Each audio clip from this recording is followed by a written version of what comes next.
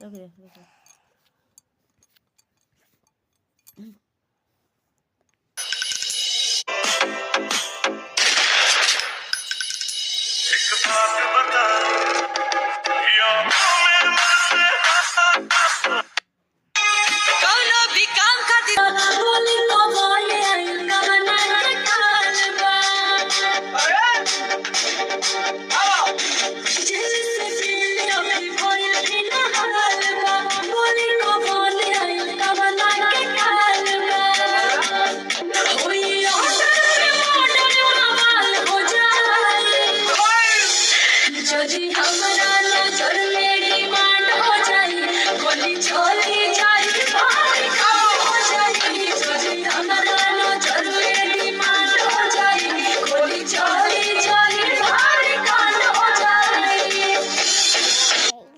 भी बोला है मकसद नहीं है मेरा कमाना पैसा या कमाना फेम।